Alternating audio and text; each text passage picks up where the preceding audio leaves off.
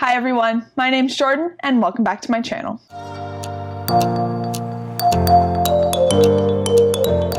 Hi, Editing Jordan here to say I filmed 5 videos today.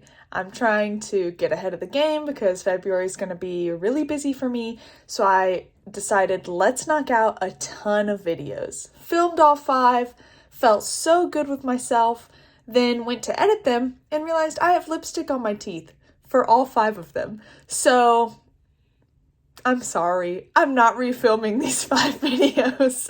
Please pretend the lipstick is not on my teeth. It is what it is, guys.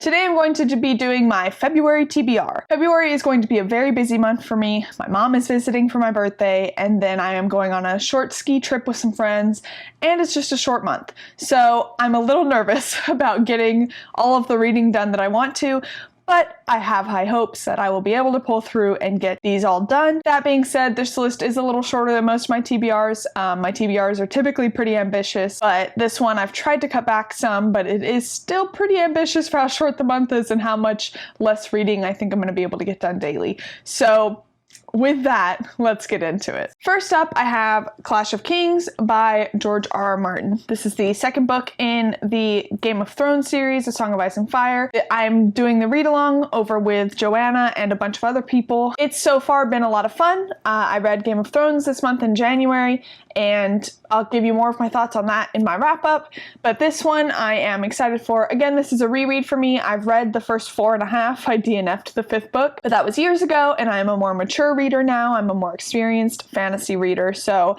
I'm hoping that I enjoy these more with this reread. If you are living in a hole and don't know anything about Game of Thrones is set in like a medieval world with basically like all of the typical things you would expect in a medieval world fantasy. It's very politics heavy.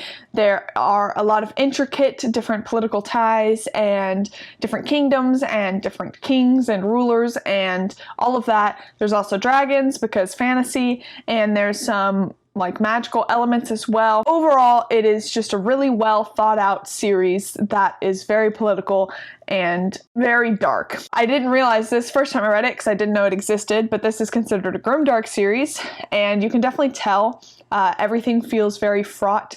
Everything feels like it doesn't feel like there's a single happy person in these books, but they're just so well thought out that they are still pretty enjoyable, and the characters are really interesting and fun to follow even if they're all sad. But excited to get to this. It is kind of chunky, but they read kind of fast. I think it took me like 12 hours to read the first one, I think. According to my Kobo, I think that's what it said. Excited to get to this. Next up, another read-along that I am the co-host of, and that is Dead House Gates by Steven Erikson. This is the second book in the Malazan Book of the Fallen series that I am reading with Alex over on Tall Guy Reads, Ian from Ian the Reader, and Josh from Red Furry Books. We are doing a full read-along and doing a live show after each book, so we are on to the second book. I don't remember off the top of my head how we've scheduled this one out, but I think this one you have 2 months to read, maybe a month and a half, and then after this one, all of them are going to be 2 months. So the read-along is slow since these are humongous books. We don't want people to get burnt out on them. So you have time to join.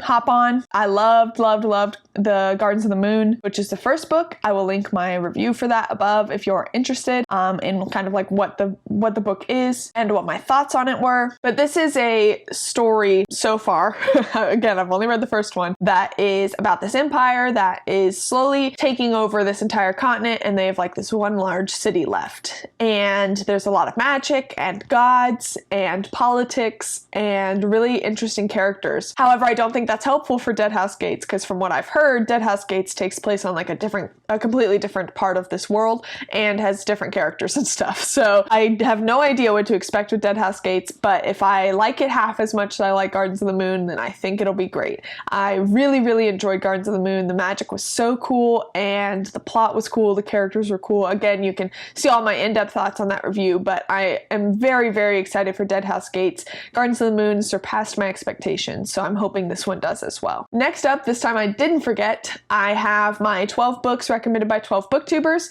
I will put the spinner wheel here, and the spinner wheel has chosen Never Die by Rob J. Hayes. This was recommended to me by Ian over on Ian the Reader, who like I mentioned earlier, is doing the Alaskan read-along with me. This book I don't know a whole lot about. I've heard that it has a lot of like martial arts in it, and it is a fantasy book, and I think it's part of a series, but they can all be read as standalones or something. It's also self-published, which is huge because I am admittedly lacking in the self-published fantasy experience, and so I want to read more self-published fantasy this year. So this is going to be my first self-published fantasy I've read in like 2 years. I think I've only read one self-published fantasy book ever, and it was The Sword of Kaigen, which was phenomenal. So I'm excited to get to this. I don't know a whole lot about the plot, but I am happy about that. I want to go into it kind of not totally knowing what's going to happen, so really excited for this one. Next up, I have Red Rising by Pierce Brown. I'm buddy reading this with Alex over on Tall Guy Reads and Kyle from Read by Kyle. I have read Red Rising. I listened to the audiobook last year, I believe, and it just didn't really work for me, but I think it was the audiobook, and I've heard that they just get better as you go along. So I'm going to try again, because I don't remember like anything from it really, except that it had like Hunger Games vibes. So I'm going to try again. I'm going to read this physically instead this time, and hopefully it works better for me, and hopefully I love it and I continue with the series and it gets good. Alex says that it gets very dark as you go through the series.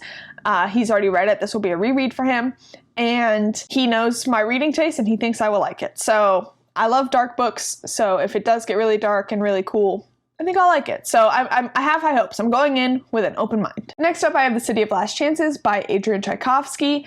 This is a book that just came out in December that I had an arc for, and I wasn't able to get to it in time. And this is Adrian Tchaikovsky's fantasy book. He is most well known for all of his sci-fi books, but this is his fantasy novel. I'm not totally sure if he's written fantasy in the past. This will be my first Tchaikovsky book, so I don't know hardly anything about his writing style or anything like that, but I've heard only great things from people about all of his sci-fi books, so I have high hopes for this one. I know that Alan over on Library of Alexandria really liked this book, so I'm excited for it. I'm reading this with Kyle over on Read by Kyle because he also got an arc and didn't get to it. So here's to hoping we can both read this and love it in February. Next up is an arc that I'm trying to get ahead of, and that is The Great Big Demon Hunting Agency by Peter Oxley. Again, don't know a whole lot about it, but I think this is like a fantasy comedy book. So I love that. I'm hoping it'll be kind of like a lighthearted, more quick read that I can read since February is going to be so tight. I'm trying to up my NetGalley percentage because it's abysmal, because I didn't realize that if you DNF it, you should still like technically give feedback. I have like 16 I DNF'd, but I put like, I won't review this title because I was like, I didn't read it all. Why should I review it? But that made my score like 30%. So I am trying to fix my NetGalley percentage so I can get approved for some of the bigger titles I've been requesting and being denied for. Anyway, hoping I like this one. I'm hoping it's a quick, lighthearted, funny read. I love comedy fantasy, so I have high hopes for this one. Lastly, I have Babylon's Ashes by James S.A. Corey. This is the 6th book in The Expanse. I think it's the 6th. I just recently read Nemesis Games and really enjoyed it. This series is shaping up to become a new favorite. I started out with the first 2 just kind of being like, okay, I'm not sure. But as I've gone along, I've really grown to love these characters and love this world and love this plot, and I'm really enjoying them. This series is like, it's a sci-fi space opera story that is very political, very like realistic kind of, and then there is also some of that like more magical elements tied in, and it's just really fun. It is sometimes like very politics heavy, so if you don't like politics in your books, then this one is just like probably not for you. But a lot of it is based on like interplanetary politics of like who controls what and things like that. So if you're not into that, this may not be the book for you, but I'm really loving it so far, and I'm so excited to continue. I think at this rate, I'm reading like at least one a month, so I think at this rate, I'm going to be wrapping this up in the next few months, and I'm so excited because I've heard that they get really good and that the ending is actually really satisfying. So that is all the books I'm hoping to read in February. I might be able to get to more. I didn't get too deep into audiobooks I want to try to get to because those ones are kind of normally more up in the air, and it'll really depend on how much time I have. So I'll probably end up up reading a few other ones than what is just on this list, but I'm hoping I can get to all the ones that are on the list. Thank you guys for watching. If you could please like, comment, and subscribe, let me know down below what are some of the books you are hoping to get to in February. If you really like my content, please hit the notification bell to be notified every time I post new videos. As always, your support means the world to me, and until next time, thank you guys.